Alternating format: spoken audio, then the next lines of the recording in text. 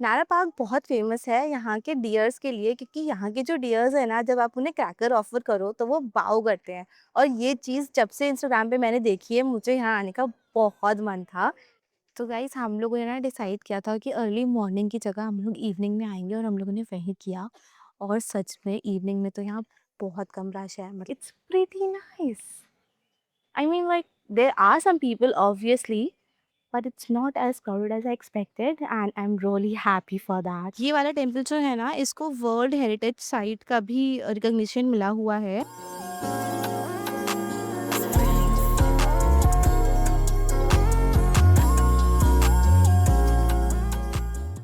Hi guys, तो हम लोग हैं अभी क्योटो जापान में, और आज हम आए हुए हैं नारा पार्क। नारा पार्क बहुत फेमस है यहाँ के डियर्स के लिए क्योंकि यहाँ के जो डियर्स है ना, जब आप उन्हें क्रैकर ऑफर करो तो वो बाव करते हैं। और ये चीज़ जब से इंस्टाग्राम पे मैंने देखी है, मुझे यहाँ आने का बहुत मन था। क्रैकर के आपको लगते हैं यहाँ 200 येन, जो आपको पार्क की एंट्रेंस पे ही मिल जाता है। थोड़ी सी लंबी लाइन होती है, बट आप आराम से वो क्रैकर ले सकते हो। उन्हें आपको क्रैकर ऑफर करना है। ऑफर करने से पहले अगर उन्होंने आपके हाथ में क्रैकर देख लिया है, तो पहले वो आपको बाव करते हैं, और बाव करने के बाद आप उन्हें क्रैकर खिला सकते हो। यहाँ पे स्ट्रिक्टली मेंशन्ड है कि आपको उन्हें ना क्रैकर के अलावा और कुछ नहीं खिलाना है, तो आप प्लीज उस बात का ध्यान रखना। The good part is, entrance यहाँ की बिल्कुल फ्री है। आपको बस 200 येन पे करना पड़ता है राइस क्रैकर का, वो भी आपका मन है अगर आपको खिलाना है तो। साथ साथ यहाँ आना कैसे है ये भी मैं आपको बता देती हूँ। यहाँ आने के बहुत सारे तरीके हैं। अगर आप ओसाका या क्योटो में स्टे कर रहे हो तो आप डे टूर या डे ट्रिप ले सकते हो क्लूब के थ्रू।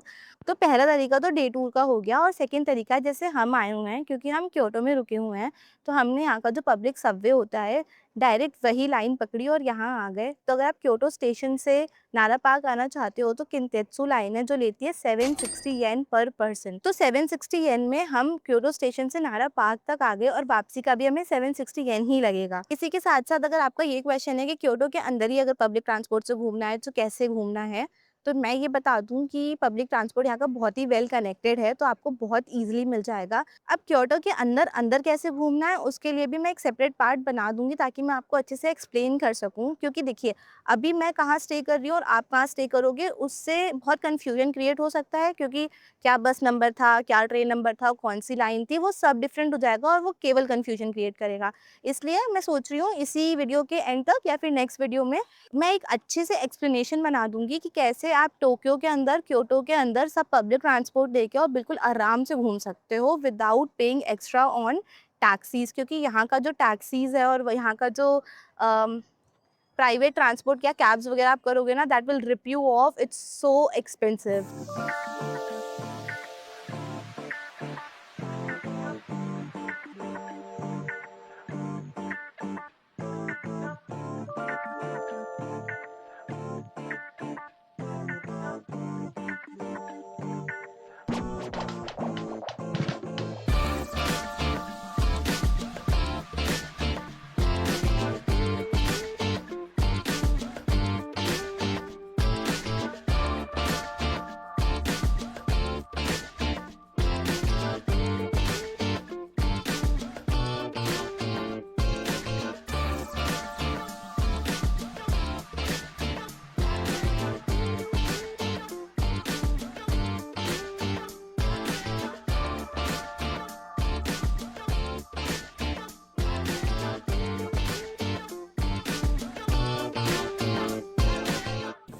आ गए हम लोग नारा पार्क से। नारा पार्क से निकल आए हैं हम लोग, और अब हम लोग जा रहे हैं फुशमी इनारी की तरफ। और यार, मैं तुम्हें सच बताऊं, इतना ज़्यादा सही लगता है यहाँ की लोकल सबवे और लोकल मेट्रो में बैठ के। और वैसे भी ना टहल टहल के घूम घूम के ना अराउंड 15,000 स्टेप्स, 20,000 स्टेप्स एक दिन में हो जा रहा है। तो जब हम लोग लोकल ट्रेन में बैठ के ट्रैवल करते हैं ना, इतना ज़्यादा कंफर्टेबल लगता है, इतना ज़्यादा सही लगता है यार। और पता है, क्योंकि मेन बात ये है कि जो बाहर दिख रहा होता है ना, वो बहुत अच्छा दिख रहा होता है। अभी मैं तुम्हें दिखाती हूँ कैमरा बैक करके। बाहर इतना मजा आता है देख के, ऐसा लगता है यहीं बैठे रहो, यहीं घूमते रहो, क्या ही करना है कहीं जाके। इन्हें ना कुछ ऐसा चला देना चाहिए कि आप एक जगह बैठ, एक मतलब रेल लाइन निकालो जिसमें ये सब ऐसे जापान दिखाते हुए निकल जाएं, क्योंकि हर चीज इतनी सुंदर है। वो भी बैठे बैठे देखने को मिल जाए तो मजा ही आ जाएगी।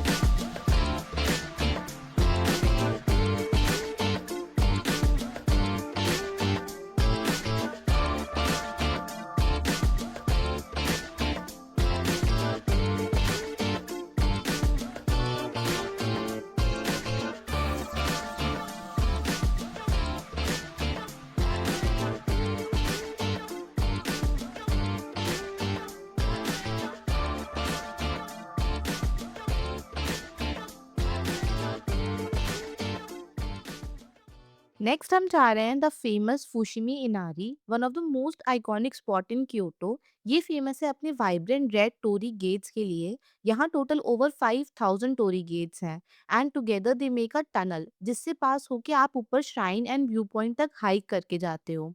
Total hike takes around 2 to 3 hours, तो it's totally up to you कि आपको ऊपर तक जाना भी है या नहीं। एंट्रेंस पर बहुत भीड़ होती है, इसलिए आई सजेस्ट आप थोड़ी दूर तो गेट्स के साइड से ही निकल जाओ और आगे चल के बीच में कहीं भी एंट्री ले लेना।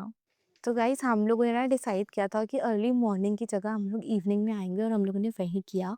और सच में इवनिंग में तो यहाँ बहुत कम रश है, मतलब रश है, स्टार्टिंग में थोड़ा रश रहता है क्योंकि वो सब वहीं तक आते हैं, एकदम ऊपर तक नहीं आते आगे तक। तो हम लोगों ने डिसाइड किया कि ऊपर तक चलते हैं क्योंकि according to our research track बहुत लंबी है और एंड वाले गेट तक पहुँचना थोड़ा टफ है।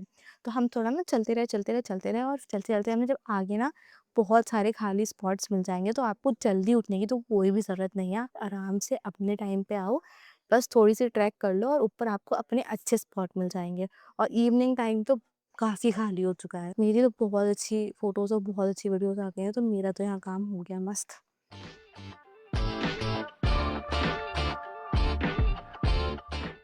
The next day. Hello guys. Hi guys, welcome to another day in Kyoto, and we are in another metro train. I love the trains in Japan, by the way. We are so good. यहाँ का जो transport system है इतना ज़्यादा well connected है। आई और starting में थोड़ी प्रॉब्लम हुई नेविगेट करने में, but by now we are froze. हमें एकदम पता चल जाता है कि कहाँ पे क्या करना है। Also the bad news is कि I lost my speaker card, तो प्लीज़ बी केयरफुल। वो गिर जाता है तो आपको बहुत दिक्कत होती है। एंड मेरा मतलब जो स्पीकर था वो वेलकम स्पीकर था, इसका कोई भी चार्ज नहीं था। तो अब वो दोबारा ना एयरपोर्ट पे ही होता है जब, क्योंकि वो वेलकम वेलकम वाला होता है। वैसे हर सिटी में हर जगह उसमें नहीं मिल डिपॉजिट सकता। नहीं देना होता ना। हाँ, क्योंकि उसको कोई डिपॉज़िट ही नहीं होता है। और बाकी जब नॉर्मल स्वीपर और नॉर्मल वाला जो POSCO इनका आईसी कार्ड है, उसमें ना डिपॉज़िट लगता है। तो आप सोचो कि अब मैं उसको डिपॉज़िट दूँ, अब ऑलरेडी शायद 4 डेज़ अराउंड बचे हैं बस टोटल में, तो वो सेंस नहीं बनता है। बट उसकी वजह से, वो गिरने की वजह से, वो खोने की वजह से मेरा ट्रिप बहुत इनकन्वीनिएंट हो गया है। मुझे हर जगह ये टिकट्स लेने पड़ते हैं और उससे काफ़ी ज़्यादा टाइम वेस्ट होता है। तो बस यही बोलना था आप लोगों को, प्लीज़ ध्यान में रखना। मैंने अपने फ़ोन के बैग में ही लगा रखा था अपना स्पीकर कार्ड, और जिस दिन मैंने निकाला उसी दिन जिस गिर दिन गया। मैंने निकाला उसे रिचार्ज करने के लिए, वो उसी दिन गिर गया। तो सबसे अच्छी एडवाइस तो यही है कि अपने फ़ोन में रखो, फ़ोन से ही टैप हो जाता है मस्त, तो तुम उसको तो बिल्कुल मत खोना। और अच्छा, लेकिन रिचार्ज भी उस टाइम वो फ़ोन से ही हो जाता, हम फ़ोन को ही रख देते ना उस पे, तो भी हो जाता, हाँ, आईपीएस निकालने की हाँ, ज़रूरत ही नहीं। हाँ। ठीक है। अच्छा हुआ ना मैंने गलती की, ताकि मैं आपको बता सकूँ, ताकि आप लोग ये गलती ना करें। तो ठीक है, आप लोग मत करना ऐसी गलती, सँभाल के रखना। बाय द वे, अगर आपका इंडिया का वो है ना एप्पल वॉलेट और वो, तो आपके में नहीं, आप उसको डाउनलोड कर डिजिटल वाला सकते हैं। स्वीकार। डिजिटल स्वीकार आप नहीं डाउनलोड कर सकते हो, ये बात हमें नहीं पता थी। तो मैं सोचा आप लोगों को बता दूँ। हम लोग बहुत ही ज़्यादा उसमें थे वीडियोज़ वगैरह देख के कि वो तो एप्पल वॉलेट्स में डाल देंगे और वो एकदम आराम से चलने लगेगा।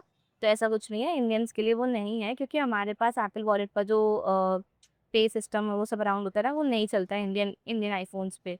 तो वो हमारे लिए नहीं है, हम लोगों को स्वीकार ही लेना पड़ता है। तो गेट योरसेल्फ अ वेलकम स्वीकार card and don't lose it.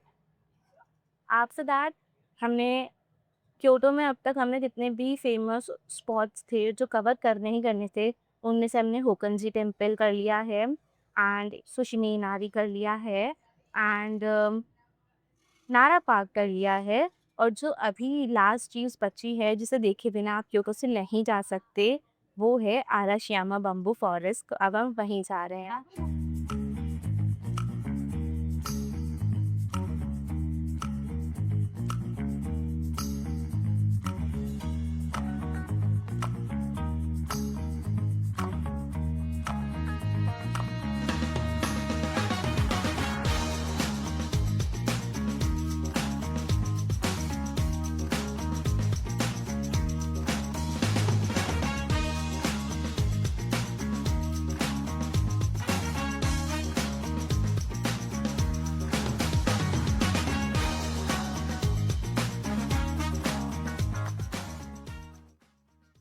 Currently, we are here at the Arashiyama forest, and I was told that it's going to be very crowded. But luckily हमें इतना क्राउड नहीं मिला है, क्योंकि ना everywhere it's written that you have to come wake up early and come early in the morning, and तो मुझे लग रहा है everyone did that, everyone woke up and went in the morning. I'm here in noon around 1 o'clock and it's pretty nice. I mean, like, there are some people obviously, but it's not as crowded as I expected, and I'm really happy for that. And also it's completely free, the entrance is free, uh, the entire experience is free, and it's definitely worth it. Even if you have to wake up early and come here, you should. It's really nice and peaceful.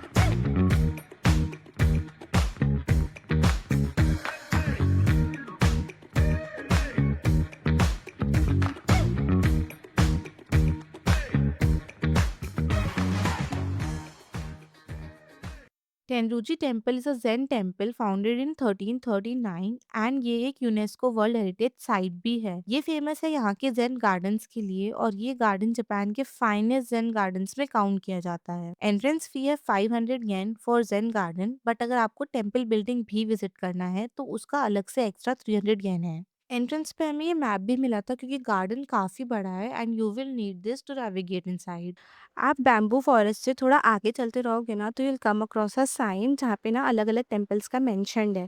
तो वहाँ पे ऐसे 1 minute पे 2 minutes पे अलग अलग temples mentioned है, और सबकी ही ना एक एंट्रेंस फीस है। उनमें से we decided to come to this Tenryuji temple. ये वाला टेम्पल जो है ना, इसको वर्ल्ड हेरिटेज साइट का भी रिकॉग्निशन मिला हुआ है। Also in Kyoto, since it's a cultural hub, there are like a lot of temples, and you cannot visit all the places in a short time.